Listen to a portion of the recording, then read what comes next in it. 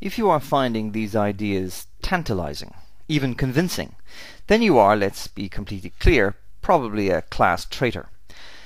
However, major advances in democratic participation have always required class traitors, so you are in excellent and august company.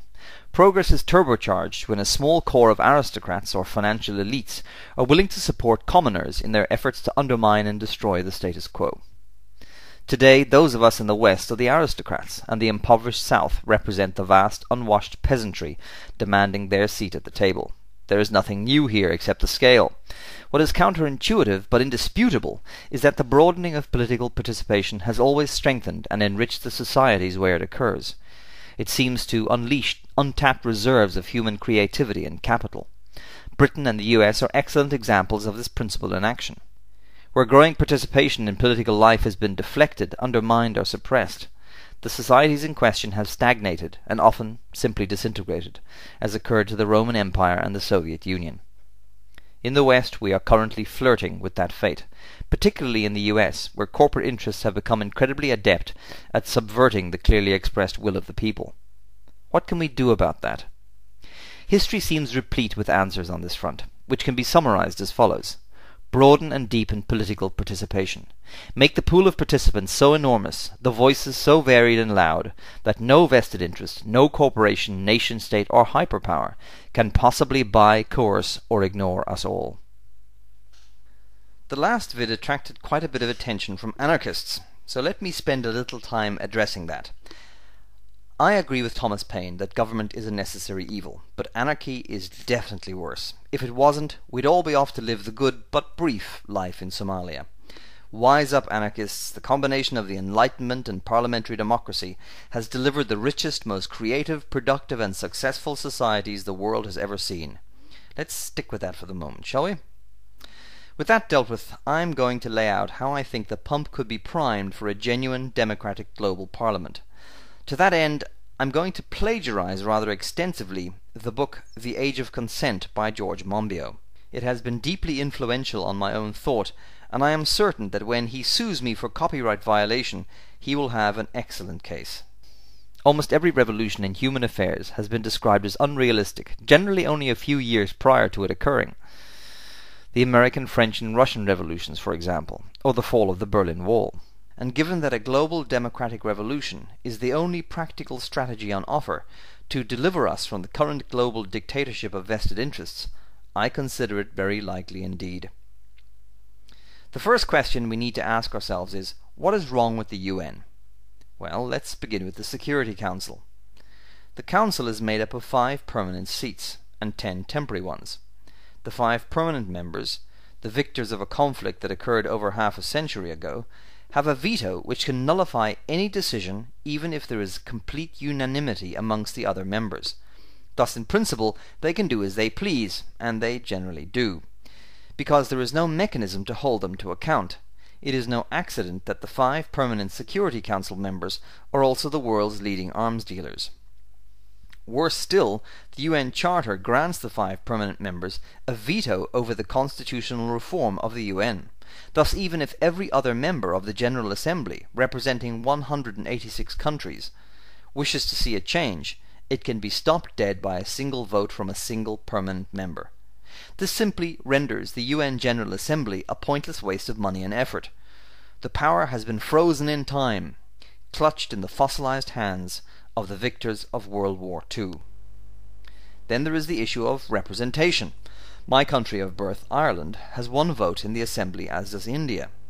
The problem is that Ireland has 4 million people, while India has 1.1 billion. If the General Assembly actually had any power, this would be a major injustice. Finally, the UN is much too preoccupied with the relationships between states and insufficiently concerned about global society as a whole. For example, defense spending worldwide, running at over $1 trillion annually, is a scandalous and ongoing theft from the public purse, yet the UN has never condemned this because it represents the interests of the nation-states, rather than the general interests of global society. So where do we begin to get our global parliament underway? Clearly we can't wait for the nation-states to make this happen. They've had over 60 years, and we have made no progress at all. Arguably, we're slightly worse off. No, This assembly will belong to the people. Its representatives will be completely free from local considerations, and it will require no one's permission to establish it. A global general election is likely to cost several $billion, and even a virtual parliament would cost millions of dollars annually to run. Still, these are not prohibitively high numbers. The next obvious problem are governments, even democratic ones. They may not take too kindly to a body essentially competing for a slice of the power cake they have been used to munching on without interference. There is also the question of non-democratic governments. This would force some constituencies underground, and the vote, almost certainly, online. These challenges would require detailed planning. Of course, creating a parliament is not quite the same thing as creating a government. We would simply have a virtual chamber in which people could debate and argue over resolutions. It would command no army, no police force, no courts, no departments of government. But it will possess something far greater than all of these. Something that no international body, UN agency or Security Council can claim. It will have legitimacy.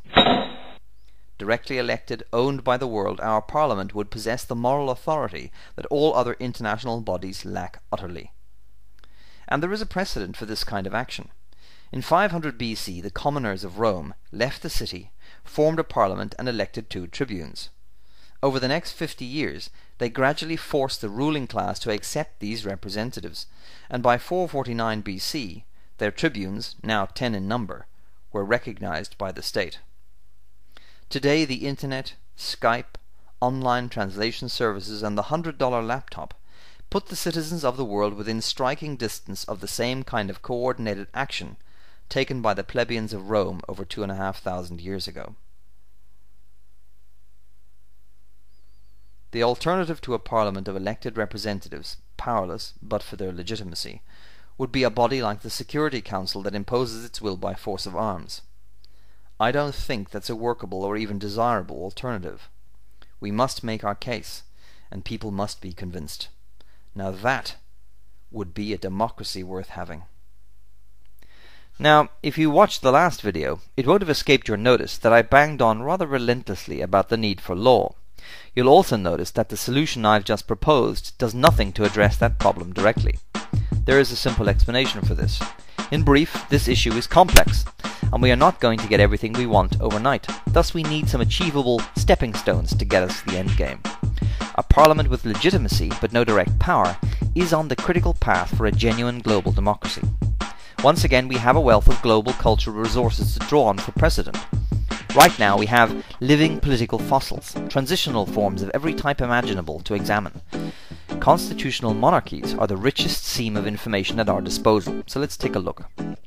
In the United Kingdom, Sweden and the Netherlands, the parliaments, or certain components of them, began their lives as unrepresentative chambers of elites, fulfilling the function of little more than an advisory council to the king.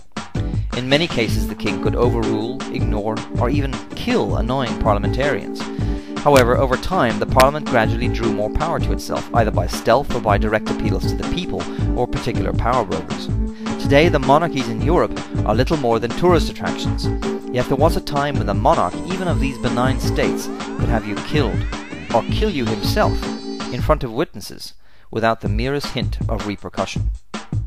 Consider the Security Council as a kind of global monarch, tyrannous, incompetent, and unrepresentative. Over time, the contrast between the Security Council and our Parliament will become stark, and I think I know where the people's choice will fall.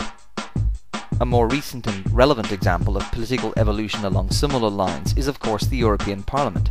It began as an unrepresentative body of political appointees with little real power. Since 1979, the parliamentarians have been directly elected, and there have been some interesting and very high-profile power struggles between the Parliament and the Commission, a kind of European House of Lords. In the next vid, I'll try to get into some more detail of how elections might work, how the Parliament would first sit alongside existing global structures and over time simply replace them. Finally, what in my view the absolute extent of the powers ceded to a global administration should be, and how that could be locked down.